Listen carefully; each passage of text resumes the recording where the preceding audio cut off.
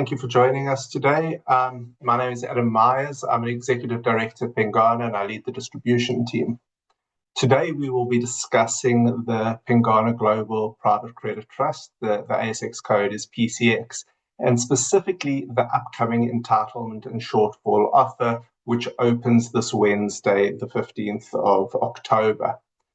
The terms of the offer are on screen. Eligible existing investors can subscribe for 1 new unit for every 2 units that were held as at the 10th of October, so that's last Friday. Any units that are not taken up under the entitlement offer will be made available to new or existing unit holders in the shortfall offer. The subscription price is $2 a unit, which will be at or at least extremely close to the 31st of October NAV. For anyone who is considering applying, I strongly encourage you to read the PDS, which is available on our website, pengana.com/PCX.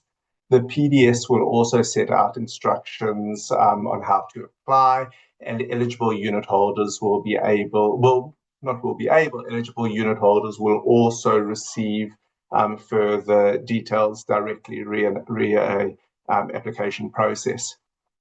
We're very pleased to have Taylor Collison, Morgans, Shaw & Partners and MST Financial assisting us with this offer. In terms of today's format, we've prepared a presentation that will run for 20 or 25 minutes, which will leave plenty of time for questions at the end. Our aim is to take up no more than 45 or at most 50 minutes of your time in total. If you do have questions during the session, please enter them into the Q&A box, which can be accessed from the icon on the screen. We'll address as many of them as we can, including some that were submitted during the registration process. I'll now hand over to Nehemiah Richardson, the CEO of Pengana Private Credit, and Adam Rappaport, the portfolio manager, who will walk you through PCX and the current opportunity. So Nehemiah, over to you. As always, to everyone who's participating in this, appreciate you taking time out of your day, to listen to us talk about a product that we're, very, very passionate about being able to deliver for or deliver to Australian investors. So, just as a starting point, what is PCX? So PCX is Australia's first and only listed vehicle that gives retail investors access to an institutional quality global private credit portfolio and exposure to the mature US and European markets. It's managed by Pengana Credit, so myself and Adam, and also in conjunction with Mercer, one of the world's largest and most trusted investment advisors who assists us with the manager identification and construction of our portfolio. Now, on this slide, you'll see that there's 3 elements that really define PCX and its portfolio. Firstly, highly diversified, so that's across managers, geographies, and strategies. Today, we have 24 managers with over 3,500 individual loans across the US and European markets. Secondly, it's designed for stability and resilience, so providing dependable income and capital preservation through cycles. And then finally, and very importantly, it's institutional quality. So all of our managers started and still rely heavily or solely on institutional capital. So they're held accountable to institutional scrutiny and disciplines. Now, on top of that, our investors benefit from Mercer's private debt experience, investment due diligence, and oversight, because we only invest in a subset of the universe of managers. So when we launched PCX, we promised that we would deliver all of these things, and I'm very pleased to say that we've done exactly what we said that we would. And so if we move to the next slide, I'll show you kind of what that deliveries look like in practice. Now, since listing around just over about a year and a quarter ago, actually now time passes, we've performed exactly as we intended. We've delivered stable and growing income, NAV appreciation, and unit price stability. So if you then look and unpick that, as of 31 August 2025, the NAV per unit was $2.02, which was above the issue price. Now, our total fund return for that 12 months to 31 August was 9.4% net. And our total fund return since inception, based on the NAV plus distributions, is 8.4% per annum net. And at the moment, our current annualized distribution yield is just under 8% per annum. And that, as you know, is paid monthly. Now, we've completed 4 quarterly off-market buybacks at NAV, supporting us trading around the NAV. And so, in short, I think PCX is doing precisely what it was designed to do, delivering regular income, capital stability, and resilience. So we move on to the following slide just to show kind of visually, what I just discussed. So on this slide on the left, you can see in that bottom line, the growth in the NAV since inception, and then in the sort of dark blue line, you can see the total return, which is the distributions plus the growth in the NAV. Now, on the right side, you can then see the stability of the monthly distributions that we paid. So what's important when you look at that, and you won't really see it in the scaling, is in June 2025, we increased our monthly distribution to 1.3 cents per unit. And then in July, with the NAV having grown to $2.04, we declared just over 3-cent distribution per unit to return that accumulation to investors. So, very pleasingly, the combination of that reliable monthly income, the capital stability, and the quarterly opportunity, to redeem at the NAV, I think has really reinforced confidence and supported PCX trading at a slight premium to its NAV over the last 12 months on a volume weighted average price basis. So now, I guess with that as an overall summary of what PCX is and what we've achieved, I thought it's important to then kind of step back and zoom out and look at sort of the broader investment backdrop and why diversification matters more than ever, and the context around kind of why we created our global private credit business here at Pengana. So as kind of the overarching context, and a number of you would have heard me talk about this multiple times, I'm sure, and that is that the Australian investing landscape, in our view, has become increasingly challenged because of the growing number of people that are coming to the end of accumulation phase and or are already in retirement, when reliable income and capital stability are really critical. Now, we then look at the available defensive investment options, to provide that income and stability. So, for example, Aussie government bonds, Aussie private credit, bank hybrids, which I know are disappearing, but they're still there. And there's a proliferation of other, Australian income products.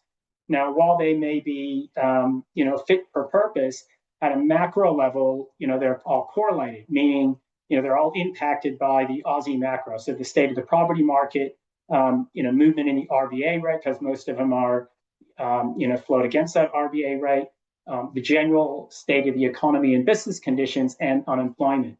And so then when you overlay that with the fact that you have kind of persistent volatility now in both equity and bond markets, it does make capital preservation sort of hard to achieve. So if we go to the next slide, this is where we see global private credit. It serves as a really valuable portfolio construction tool, given that it has proven ability to add resilience to portfolios because of one, the stable and consistent income it delivers, the capital stability, low volatility. Thirdly, the portfolio diversification through its low correlation to traded asset classes. So it's with these characteristics that investors are able to add robustness to investment portfolios. So if we just kind of look at why it's uniquely positioned, to do this.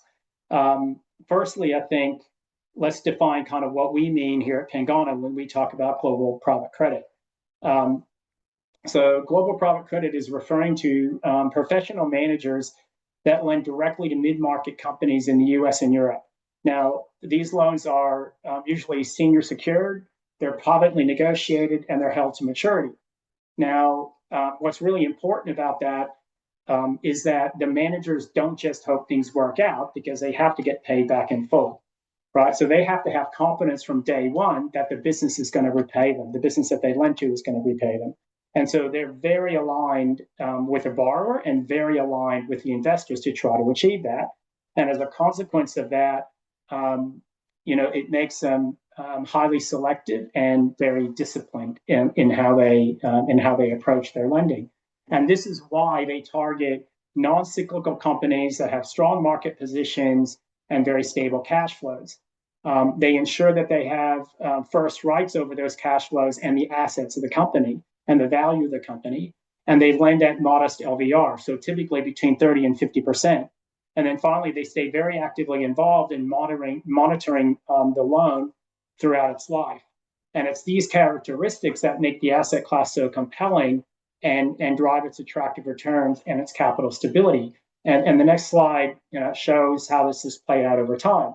So here, what we're showing on the slide is the comparative default and recovery rates of global private credit loans against broadly syndicated loans and high yield bonds. Now, with traded credit, banks are working on behalf of borrowers, or investment banks are working on behalf of borrowers to get them the best possible terms from the market. And so typically they have light to no covenants, they have limited monitoring, and they're distributed to lots of different investors for a fee. Now, the aligned incentives of global private credit, by contrast, where the managers only succeed when the borrowers repay in full. There's only one borrower, one lender, or a very small group of lenders. And so the selectivity, robust covenants, collateral and reporting requirements that are demanded by the private credit manager are what drive that relative outperformance, with the lower default rates and the higher recovery rates, which help to limit downside risk even during periods of economic stress. And that's what these two charts are showing you. And so with this as background, the next slide, I'll cover, why investors, particularly institutional investors around the globe, are so attracted to the asset class, and why you should consider, if you haven't already invested, including it in your portfolio. So why global private credit in a portfolio? Firstly, there's the relative performance and low correlation, which you can see in the chart here. Where we're comparing the long-term performance across typical asset classes. And what you'll see is that global private credit has delivered higher returns, right, with lower volatility than both listed equities and traditional fixed income, over the past decade. And I think you'll find with an analysis like that, that this is true, across, most time frames. Now, this sort of, risk volatility trade-off, is a really rare combination, because it means that investors have been compensated not only for taking credit risk, but also for providing stability. And it's this asymmetry, the steady returns without daily, daily price swings, that's driven increasing institutional demand for the asset class, as well as high demand, in wholesale and retail more recently. So also, there's a few other things that are worthy of pointing out about global private credit and where we invest that delivers additional advantages that are great to have in a portfolio. Firstly, we point our investment at managers, who are participating in the structural tailwinds that exist in the U.S. and Europe in private credit lending. And this is where banks have exited corporate lending since the GFC, but the borrower demand for capital continues to grow. So we're really focused in the segments of the market, where this is expected to continue for many years to come. Secondly, it's the floating rate income. So you have a natural inflation hedge in a rising rate environment. Thirdly, the superior risk-adjusted returns you get, which is kind of that proven performance that you get through market volatility. And then finally is the low correlation with public markets. So these investments hold their value when listed assets are under pressure. So in short, it offers a nice combination of income, diversification, and resilience, that few asset classes are able to match. So now I'll just focus on, where most of this activity occurs, which is in the US and Europe. Now, the US and Europe are really the heart of global private credit. The market has more than tripled over the past decade, and this has been predominantly driven, by strong institutional demand for the characteristics that I just discussed. And there's been a development of a wide range of strategies which provide investors with a lot of choice across different risk, return, and liquidity profiles. Now, despite this growth, both of these markets are quite mature, and they're very diversified ecosystems that have very deep borrower bases.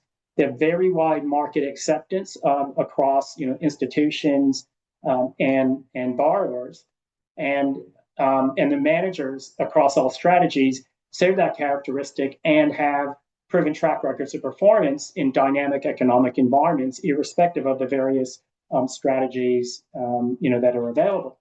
So I think one of the things I would point out about U.S. and European markets, particularly when viewed in the context of ASIC's recent report on the sector, and that is that the U.S. and European markets, and the managers in it were all born of institutional investment, right? And so that institutional investment that's really driven, the quality, the transparency, the strong governance, of the best managers, and they all operate sort of in line with the characteristics that were noted in the recent ASIC report on the sector. And so while the markets mature, it's not easy for non-institutional investors to access the opportunity. And that's why, we built the Pengana credit business and the dedicated team here, myself and Adam, and we partnered with Mercer so that we could actually bring that institutional quality and the benefits that come from it to local investors. So if we just go to the next slide, what this shows is really just the team. So see, myself and my colleague Adam Rappaport, we both have over 50 years collective experience in banking across leadership roles, strategy, liquidity, hedging, and risk return management of credit.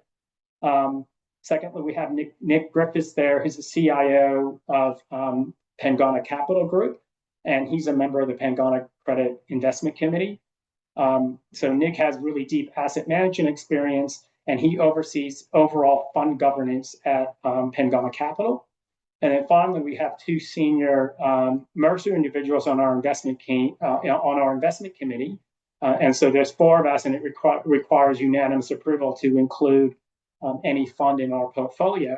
And the reason why they're on that committee is that's to have that direct alignment with Mercer's global private credit capabilities, its research and overall oversight framework.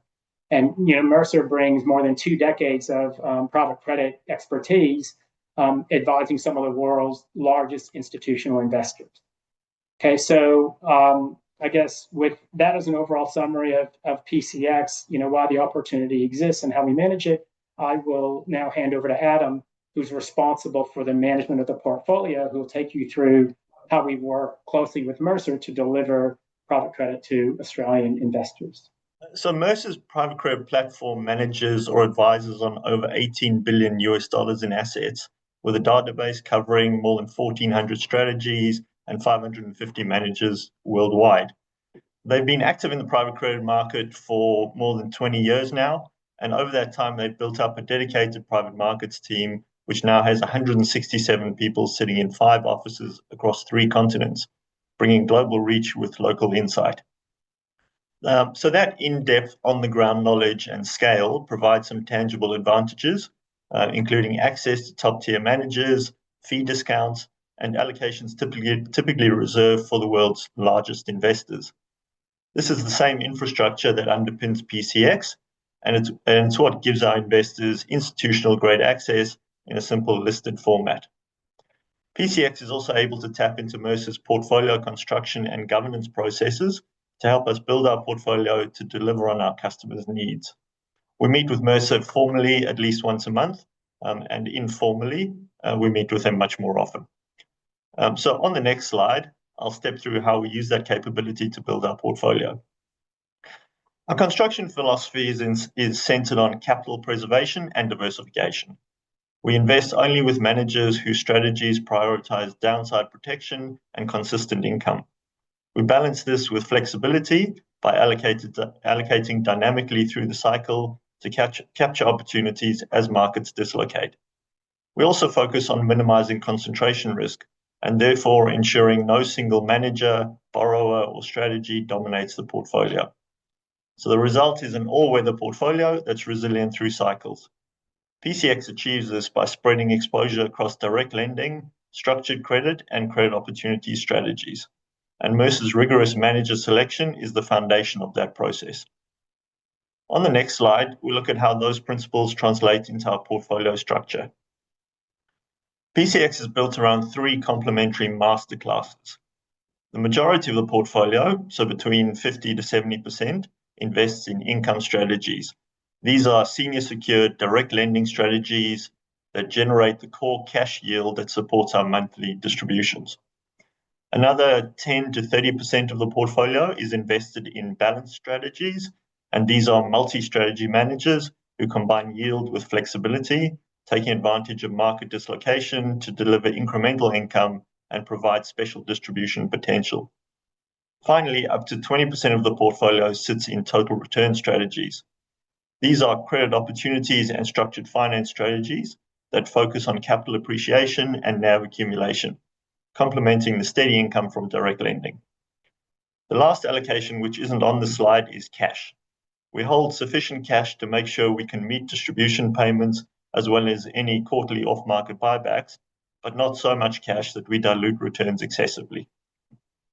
Together, these components allow us to generate steady cash flow while also building NAV over time. In other words, a portfolio built for flexibility and delivery that provides both income stability and upside potential. So moving to the next slide, we look at how we think about risk mitigation. So at every level of PCX, from strategy selection to individual loan exposure, risk management and capital protection is embedded by design. We target market segments where banks have stepped back, but lending remains senior, secured, and contractual. Every manager is Mercer approved, and every investment is first and foremost assessed through the lens of capital preservation. As Nehemiah said, we diversify across more than 3,500 individual loans across 24 underlying funds, and we fully hedge our foreign currency exposure back into AUD.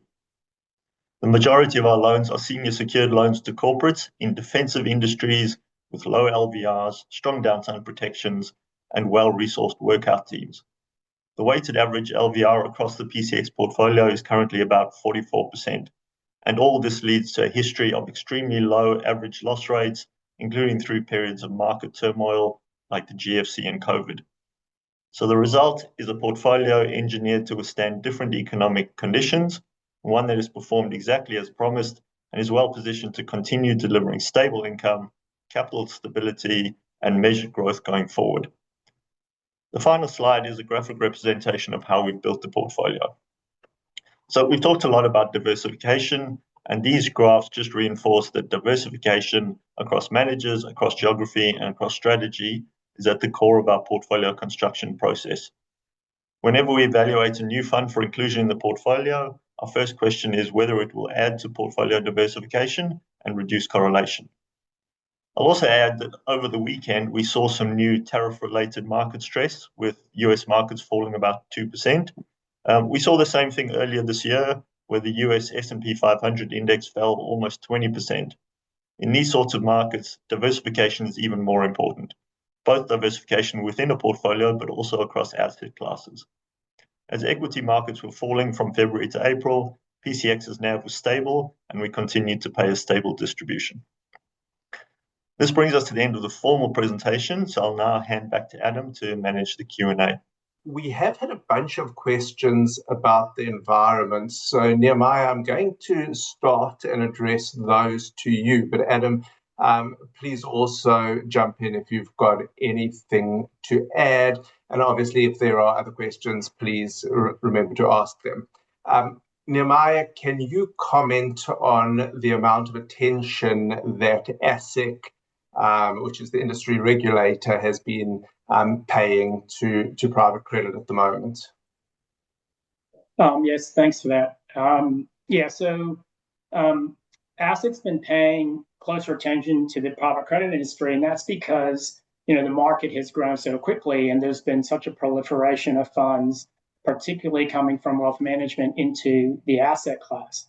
And so I think while Australia is still relatively young, compared with the US and Europe, it became very important for ASIC to kind of make sure that that you actually had a level playing field for everybody. So in their recent review, they highlighted that as the sector expands, it really needs to strengthen governance, valuation, discipline, and disclosure standards. And would say that's really across the board for that level playing field. And so, really wanting to bring consistency and the benefits of maturity, to a rapidly growing industry. So from our perspective, that's a very positive development. We've built PCX from inception with institutional foundations, right? So, as I discussed previously, the capital base of our managers originated from institutional investors, right? The managers that we invest in are mature, they're proven through dynamic economic environments, and they've been subject to this institutional scrutiny, and they operate under very rigorous governance. And then when you put Mercer's oversight on top of that, that really adds an additional layer of quality control and security, to what we do when we deliver this to investors. So I think while ASIC is encouraging the broader market to lift its practices and to create consistency across practices, those are the same standards that have been embedded in our framework really since inception of our business. And at the end of the day, we welcome the ASIC scrutiny. We think that elevating standards can only be in the best interests of the industry as a whole. Yeah. How would you describe the current environment for global private credit, so the segments in which we operate? So global private credit, it still remains very well supported by institutional investors and the market. Demand for from companies or borrowers for non-bank lending is continues to be very strong because the banks continue to pull back from the market, and the asset class itself has really become a key part of how businesses fund themselves when you look at the US and Europe. Now that said, I think where you operate, and many of you would hear me say this, over and over, where you operate in the market really matters. Okay, so some areas, particularly the areas that overlap with traded credit. So in the large companies who have financing choices between private credit and traded credit markets, that market has become much more competitive, and the terms there have loosened a lot. The best outcomes today come from managers who are cycle tested, experienced, and well positioned to lend in the structural core of the market. So where companies, decent sized companies, but not large enough to really access traded credit markets easily, you really want to be in that part of the market where banks have retracted. They don't really have alternative finance into the fixed income markets. And so for many, many years now have gone to the private credit market. And in that part of the market, the spreads, the credit quality, and the documentation standards, remain very high. Now, our managers, they all have, scale, long track records of delivery, of really nice net returns on a risk-adjusted basis, and they have very differentiated origination networks. And that's what allows them to lend to established borrowers that they, in these defensive industries, and they maintain really strong discipline on terms. They don't need to chase volume or accept, weaker structures. Right? Their existing client relationships, their large, diversified, and strong backbooks, so existing portfolios are what a backbook is. That means that they can keep deploying capital with these companies as they grow at attractive pricing, with proper protections. Okay, and I think this next question that somebody's asked is closely related, so I'm going to bump them up the question list. But how would you sort of think about, we've seen a lot of new clients, or not new clients, new players entering the market. And so, to what extent does this change the market dynamics? There's obviously more competition amongst lenders, which you would think would imply better terms for borrowers. Does that ultimately imply more risk for those who are providing the financing? Yeah, sure. So it's definitely true that a lot of new players have entered private credit, but it's really important to note that not all of them are operating on an equal footing. Okay, so if you look at the top end of the market, so the very large global managers that are competing, for very large companies or larger companies that have the options to invest, to get their borrowing from traded credit market and private credit market, as I just touched on. That competition's really led to kind of looser terms that are in line with traded markets, right? So, covenant light, you don't have these early detection systems, you don't have the same level of insight and information on an ongoing basis. Okay, so that's at the top end of the market. You got to be very careful when you're looking at managers, at that end who have those characteristics. At the lower end of the private credit market, there's many entrants that are quite small. So they don't have the networks or the resource to originate their own deals or to lead them. And so they often end up taking kind of whatever terms are offered just to get their money invested, right? And that can mean you get weaker protections, or you're taking on more risk, than they realize, or they don't have control of the situation should things get tricky. Now, where PCX invests is very different, right? We only work with seasoned institutional quality managers, who have the deep relationships and the scale to set terms, not accept them, right? They've built their businesses on very long-standing relationships, really strong governance of their investments, documentation, discipline, and control, the ability to take control of situations if they need to. And then when you have Mercer's oversight, we have a secondary layer of kind of independent scrutiny on top, not just from what the managers do themselves and what the institutions expect from them. So that, to me, that's how you stay on the right side of the competition. It's really about choosing managers who can, originate, structure deals properly, and maintain discipline, rather than being forced to participate in the market and compromise risk for access. And I'm going to bring you into the conversation now. Nehemiah referred to covenant light loans. How do we ensure that there isn't an erosion of lender protections through time? Sure. So as Nehemiah mentioned, Mercer very much comes into that in terms of ongoing diligence of our managers. But at the same time, we meet with our managers on a quarterly basis to really go through their books in detail, understand the loans, understand movements in the underlying credit outlook for their portfolio. And we also get a lot of reporting from them on a lot of look-through data in terms of credit quality and what their book looks like. And the other thing that we do is every time we onboard a new manager, we go through an extensive legal and operational due diligence process to understand their underwriting processes, how they manage their risks, before we get comfortable that this is a manager we want to deal with. Great, thank you. We've had a couple of questions about the quarterly off-market buyback. But first, just to clarify for those who are asking, that absolutely you don't have to wait for the quarterly buyback to sell your units. You can sell them at NAV. The quarterly buyback exists as an opportunity to sell back to the issuer, and we see this as providing stability to the unit price. But the the second question here is, has the off-market buyback mechanism at NAV been used and tested? Sure. So as you were saying, the buyback mechanism, it's a quarterly off-market buyback, where Pengana will buy back up to 5% of the total portfolio each quarter at the current NAV, and that's even if the share price is trading at a discount to NAV.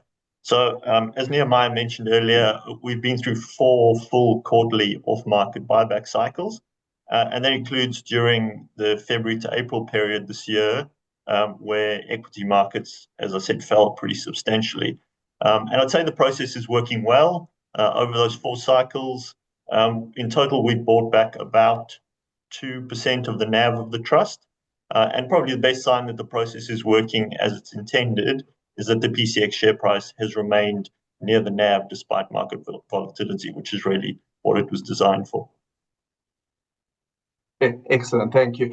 And to the question about will more capital raisings occur in the future, obviously, if we have a vehicle that is committed to buying back units periodically, we will also periodically issue more units. So it is a closed-end fund, but we will continue to periodically issue units from time to time. Adam, next question for you. 24 underlying funds and 3,500 loans seems like a very busy portfolio. Is that much diversification really necessary? It does keep me busy. So I guess I'd answer that question in 2 parts. So first, private credit, it's first and foremost about loss avoidance. And the best tool we have for loss avoidance is to diversify as much as possible. So in our case, as we've said, across loans, managers, geographies, and strategies. Really, we're using diversification to remove all idiosyncratic risk. And that way, in the unlikely event that 5 or 10 or even 100 or 200 of our loans default, we're confident that our investors' capital will still be protected. It also helps us that the US and European markets are so deep and well established that we can diversify without adding to the risk profile. Secondly, the portion of our portfolio is made up of closed-end funds. So about 3 years ago, we used our seed funding to start making commitments to those closed-end funds so that by the time we listed PCX, we could deploy into these funds immediately without any J-curve lag or deployment lag. So we're now at the point where some of those closed-end funds will start to pay back capital in the near future. So we're constantly discussing with Mercer what new funds we need to make commitments to now to make sure that our capital stays persistently invested. So what I'd say is going forward, we'll probably keep adding to the number of funds, but mainly in those closed-end funds to replace existing funds that are starting to wind up. Thank you. Nehemiah, maybe the next question is for you, and I've just gone back to check the slide. It's on slide 9, where we referred to structural protections increase resilience during downturns. Are you able to just expand on the structural protections, please? Yeah, sure. So I guess if you're talking about private credit and where you want to be invested, and so I'll number one focus on the fact that what I'm about to say is really about kind of where you have that core structural advantage. So you have the bilateral loans not competing with kind of the traded credit market. Okay, so one of the important things about that is not only do your managers sort of have direct access to ongoing kind of management information, when you talk about structural protections, you're talking about having as a result of due diligence on a individual company, the manager off the back of that due diligence will look at where the risks are. And so what they'll do is they'll negotiate kind of bespoke maintenance covenants, right? So you have to stay within certain financial parameters, as an example, whether multiples of EBITDA over interest or things that relate to cash flow. So one is there'll be some bespoke kind of maintenance covenants that will be in there that will be tested regularly over and above the fact that you're getting ongoing kind of management information. The second is sort of things like consent rights over specific actions, like the company can't incur additional debt without asking permission, or you can't do asset sales without permission, or you can't change the nature of the collateral that the lender is relying on for security without getting express permission to be able to do that. So those are just some of the things that are put in place to kind of restrict the borrower from doing things that will increase the risk profile of getting paid back your money. And they tend to be bespoke based on the situation of each individual loan that's executed. Okay, great. Adam, another question for you. Over the weekend, we saw a resumption in the trade wars. How would or could this impact portfolio returns? Yeah. So I guess fortunately or unfortunately, we've been through the same event back in April when the US announced its Liberation Day tariffs. What we saw then, and so what we'd expect to see now, is that while the portfolio is not completely immune to tariff volatility, the impact on the portfolio is very limited. And that's because about 95% of our loans are to companies that are not directly impacted by tariffs. And we know this because following the Liberation Day tariff war, all of our managers did bottom-up assessment of every single one of their lenders to see how they were impacted by tariffs. So for those remaining 5% that are impacted by tariffs, they've already felt the pain of higher tariffs, and most of them have taken steps to manage costs or adjust supply chains or to restructure to operate in the new tariff world. So this time around, we'd expect the impact should be even lower. Our managers also all consider the potential impact of tariffs when assessing the credit on new loans. And as I said, they perform ongoing reviews on each loan to make sure that they can intervene early if they see any signs of borrower stress. And actually, what I'd add is, and I sound like a bit of a broken record, diversification is a key mitigant against market volatility. Whether it's caused by tariffs or interest rates or inflation or something new that we haven't heard of, there will always be issues causing volatility, but the impact on a well-diversified portfolio should always be lower than the impact on a concentrated portfolio. Thank you. Nehemiah, maybe last question for you. US private credit shares, the question says, but I'm assuming they're referring to funds, BDCs and the like, have been under pressure recently. How do our investments differ from those, and are there any sort of messages that we can provide around the performance of some of these US private credit vehicles listed? Yes. So maybe there's a few things. So maybe the first thing I would say, the highest level in relation to the kind of listed BDCs, is a lot of the news reports that you see on the BDCs are based on kind of the index of BDCs. So there might be something, I think, in the order of around 45 to 50 listed BDCs in the US. And so they're actually referring to the index.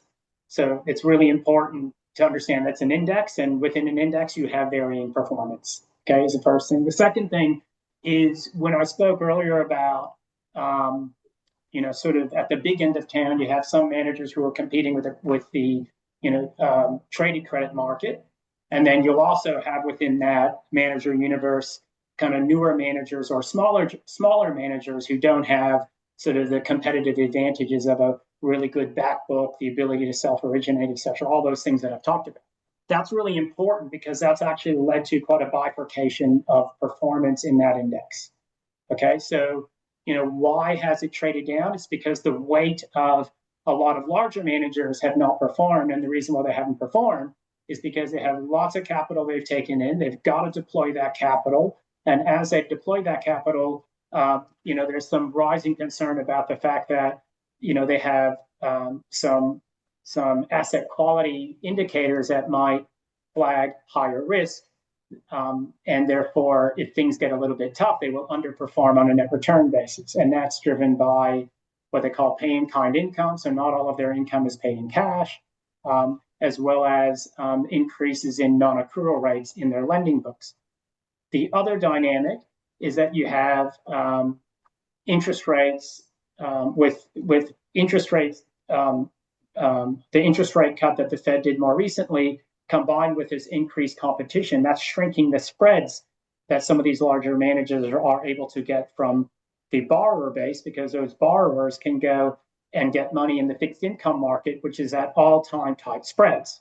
So when you combine lower net interest margin, kind of increasing risk in a book, it means ultimately that the payout ratio, so the distribution that an investor would get, is potentially shrinking. Okay, and that's why the index is traded off overall on a weighted average basis. Now, when you look at our managers who kind of play, in mid-market lending, they all talk about mid-market, but not all mid-market is created equal. There's the big and the part of the market that's driven structurally. Kind of where we sit, we don't see that phenomena because we're not competing with, the traded credit market. We have managers that have those sustainable advantages that allow them to self-originate and grow without actually having to participate in the market where things are actually getting kind of, tighter in terms of economics, and where credit quality might have to be diluted to be able to put capital to work. Okay, so I think it's really important when you look at BDCs, the devil's in the detail. An index can tell a story, but you've got to be really clear about where you're invested and how you're invested if you're going to participate in that index, because there'll be a lot of dispersion in underlying performance. Thank you. That's great. Now, I think you actually you answered the follow-up question as well. So fabulous. We do still have a few questions, but in the interest of time, we will respond to those people directly. Thank you very much to everyone for joining us. Just a reminder about the dates. The offer opens this Wednesday. The entitlement is expected to close on the 29th and the shortfall on the 30th, unless it closes before. The PDS sets out all the instructions on how to apply, and eligible unit holders will also receive additional details directly. If you have any questions, please get in touch. We love to hear from you. Thank you very much, and enjoy the rest of your day.